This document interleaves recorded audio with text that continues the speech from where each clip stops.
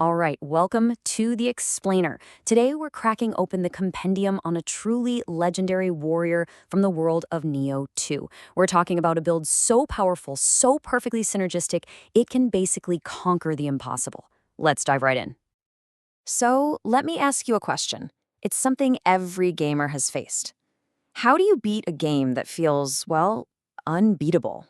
You've honed your skills, you've mastered the mechanics, and then you hit a wall. A massive, brutal wall that feels like it was put there just to stop you cold. And believe me, Nioh 2's endgame is that wall. We're talking about the Underworld and, even deeper, its depths. This isn't just a difficulty spike. It's a sheer cliff face that has stopped countless incredible players in their tracks. It's just absolutely punishing. So yeah, that's the monumental challenge we're tackling. And we're not just looking for a way to chip away at this wall. No, we're here to find the blueprint to blow it to smithereens. Because as it turns out, there is a way. There's a kind of legendary blueprint floating around for a warrior that doesn't just survive this endgame, it completely and utterly dominates it. And the secret? It's about merging two totally different styles of combat into one perfect, deadly weapon. And that brings us to the entire philosophy behind this build. It's this beautiful idea of a perfect symbiosis. See, this build is held up by two massive pillars of power. On one side, you've got Susano.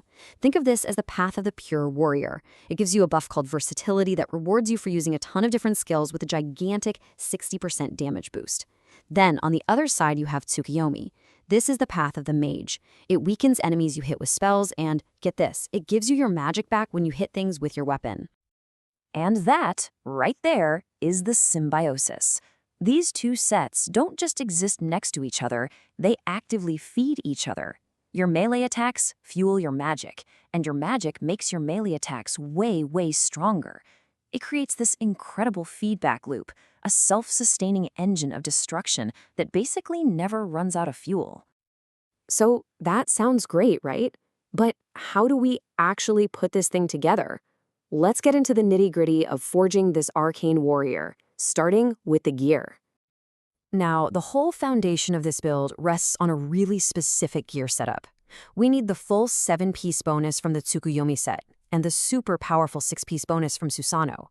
But wait a minute, 7 plus 6 is 13, and you can only equip 11 total pieces. So how does that work? Well, it all comes down to one single, absolutely essential artifact. And here it is, the key to the entire kingdom, the Yasakani Magatama. This little accessory has one simple, beautiful effect that makes this entire build possible. Set bonus requirements reduced by 1. It is 100% non-negotiable. Without this item, the whole concept just falls apart. So, with that in hand, here's the layout. We put the Susano Grace on our main weapon, the Switchglaive, our 2 ranged weapons, and then 2 pieces of heavy or medium armor to give us some defense. Everything else, 4 armor pieces, and our accessories gets the Tsukuyomi Grace. This setup gives us that magical 7-6 split while also keeping us light enough to move quickly. Okay, the armor's forged. Now it's time to sculpt the warrior's soul, which is, their stats. And we're not just putting points in wherever.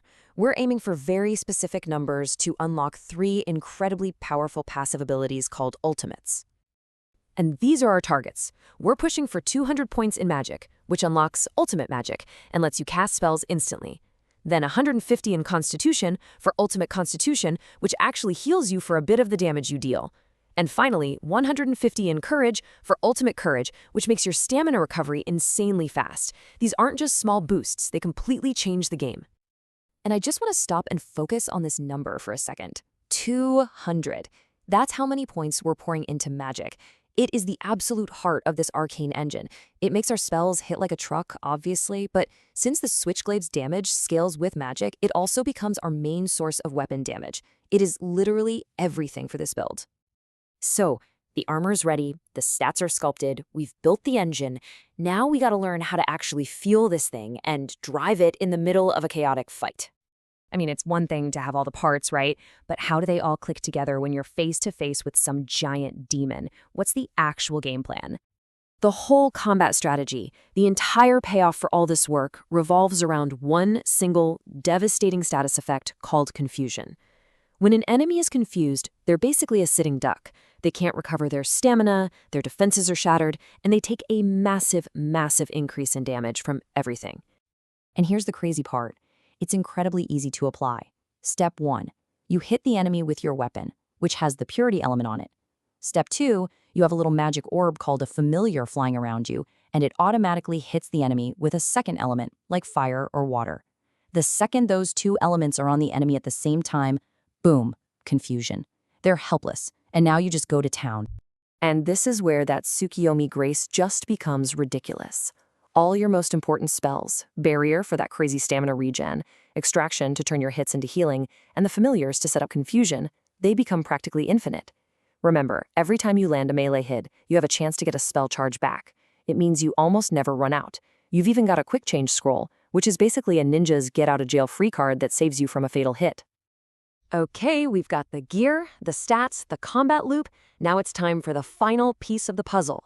This is the layer of power that takes you from being just a really tough warrior to a true, legendary Oni-Slayer. And that final layer is turning your enemy's power against them. I'm talking about using soul cores. When you defeat the yokai demons, they drop these cores that let you equip their abilities and use their most powerful moves yourself. And for this build, these three are the absolute all-stars. Ippon Datura is your panic button. It's a giant hammer slam that can stagger almost any enemy in the game. Kasha is an amazing burst heal that also makes you faster. And Ryoman Sukuna, well, that's your ace in the hole. It's an attack that hits with both fire and water at the same time, meaning it can trigger confusion all by itself. And when you put it all together, it really does become what this quote says. It's a dance, a beautiful, brutal dance of aggression and magic. You're constantly weaving different weapon skills to build up that damage bonus, all while using a bottomless well of magic to heal, to debuff, and to completely control the flow of the entire fight. This build is really just a masterclass in synergy. It's a perfect machine where every single part makes every other part stronger. It proves that with the right blueprint, even a challenge that seems impossible can be completely dismantled. So the only question left is, now that you've seen how it's done, what kind of ultimate warrior are you gonna forge?